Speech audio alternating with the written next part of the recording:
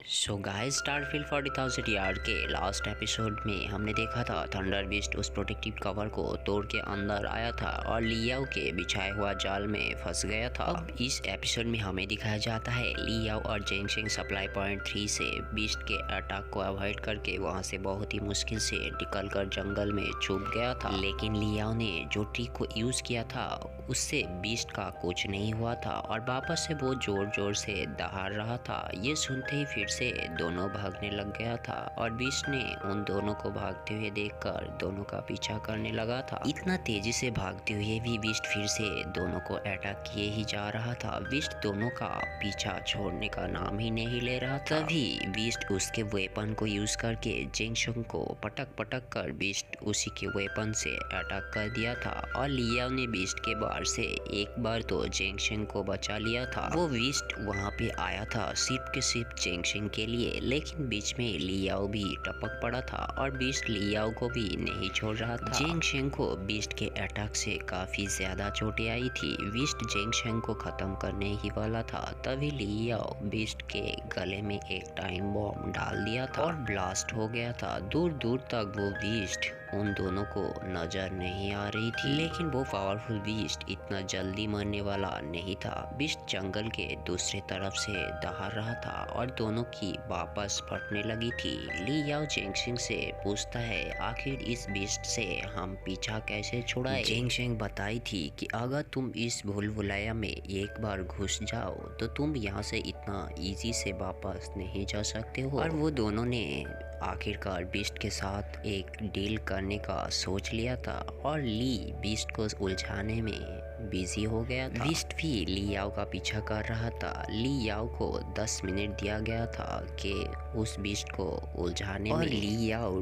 Deal के माफिक उसे जंगल की दूसरी ओर भगा के लेके जाना चाह रहा था। पीछा करते हुए बिस्ट भी उसे अटैक कर रहा था। लियाओ बिस्ट को उलझा रखा था ताकि जेंगशेंग उसके पावर से बिस्ट को खत्म कर सके। जेंगशेंग ने हमेशा लियाओ के साथ चीट किया था और लियाओ उसी के जान बचाने के लिए खुद की जान को जोखिम में डाल दिया था। इसे देखकर जेंगशेंग लियाओ को इस बार चीट नहीं करना चाहती थी, यही बता रही थी। इसीलिए उसने अपनी स्पिरिचुअल रूट पावर को एक्टिवेट कर लिया था ताकि बिस्ट को पाठ पढ़ा सके और एक खुद को एलियंस में कन्वर्ट कर लिया था। लियाओ बिस्ट से पीछा छुड़ा के एक पेड़ से जेंगशेंग को फॉलो कर रहा था।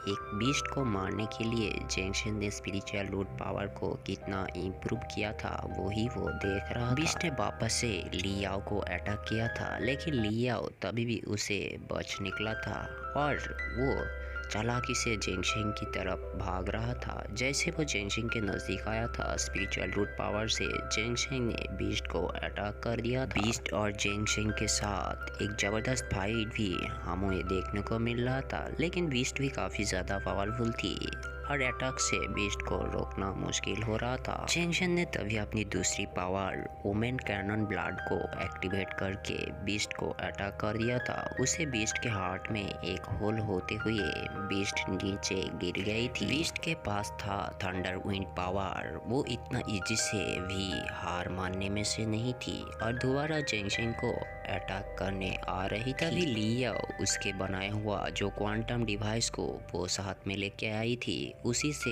उस बिस्ट का सर से धड़ अलग कर दी थी, जिससे बिस्ट नीचे गिर गई थी। दूसरी तरफ सिक्योरिटी केबिन के सारे एम्प्लॉय डेटा रिस्टोर करने में लगी थी और ऑलमोस्ट हो भी गई थी। तभी प्रोफेसर शी को समझ में नहीं आ रही थी कि इतना खतरनाक बिस्ट आखिर वहाँ पे आई कैसे थी। सिर्फ प्रोफेसर नहीं, सिक्योरिटी कमांडर भी परेशान था कि कंपटीशन में ये बीस्ट कैसे आया था और कमांड देते हुए बता रहा था तुरंत रेस्क्यू टीम को लोकेशन सेंड करो और उन्हें रेस्क्यू करने बोलो। लियाओ काफी थक गया था और थोड़े जमीन में ही सो गया था। जेंगशेंग भी उसके पास आके रेस्ट करने बैठ गया था। लियाओ जेंगशेंग से पूछ रहा था कि तुमने इस खतरनाक जानवर को यहाँ पे किस लिए बुलाया था, जिस पर जेंगशेंग बता रही थी, जब मैं इस वर्ल्ड पे आया था तब से सोचता था कि एक दिन कुछ अच्छा होगा।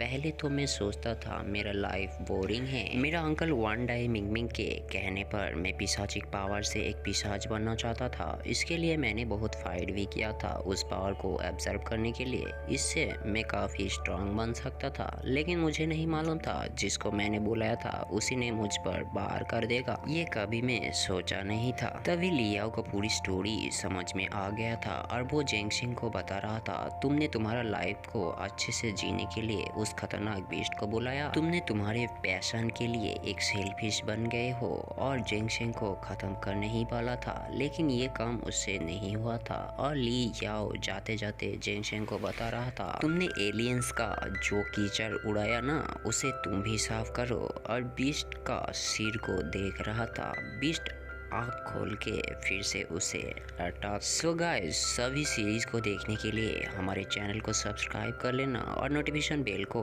ऑल पे सेट कर लेना, ताकि हर एक नए सीरीज का अपडेट आपको मिलते रहे। सो गाइस, मिलते हैं नेक्स्ट एपिसोड में।